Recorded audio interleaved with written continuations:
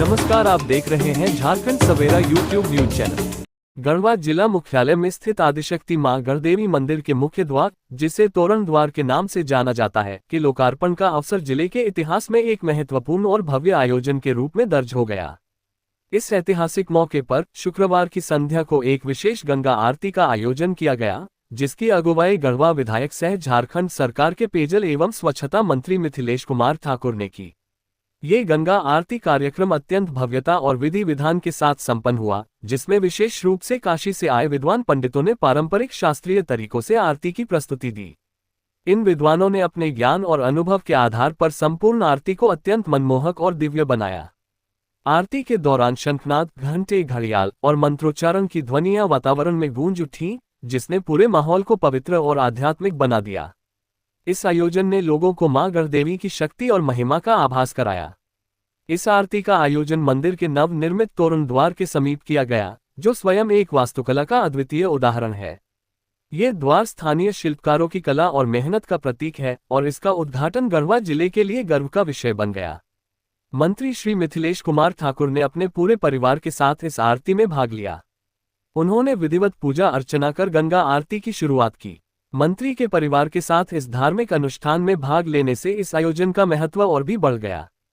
उनका आशीर्वाद और उपस्थिति इस कार्यक्रम में एक अद्वितीय ऊर्जा का संचार करती दिखी।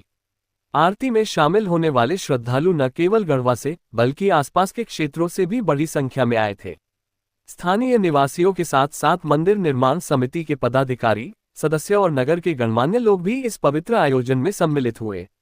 उपस्थित श्रद्धालुओं की भक्ति और समर्पण ने इस कार्यक्रम को एक विशाल जनसमुदाय में परिवर्तित कर दिया, जहां सभी भक्तिभाव में डूबे हुए थे। इस आयोजन ने न केवल धार्मिक दृष्टिकोण से, बल्कि सामाजिक और सांस्कृतिक दृष्टिकोण से भी महत्वपूर्ण भूमिका निभाई।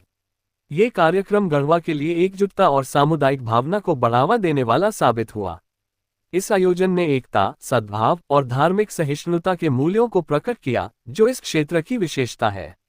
मंत्री श्री ठाकुर ने इस अवसर पर गढ़वा के विकास के लिए अपनी प्रतिबद्धता को दोहराया।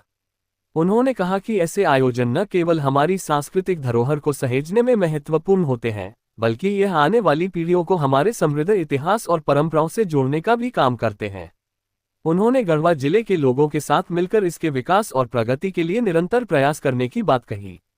मां गढ़देवी मंदिर का यह आयोजन अपनी विशालता, भव्यता और आध्यात्मिकता के कारण न केवल गढ़वा जिले में बल्कि आसपास के क्षेत्रों में भी चर्चा का विषय बन गया है। इस कार्यक्रम ने गढ़वा को धार्मिक और सांस्कृतिक मानचित्र पर एक विशेष स्थान दिलाया है।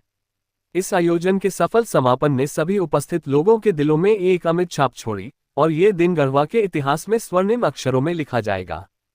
पल पल की तथ्यपरक खबरें हम आप तक पहुंचाते हैं।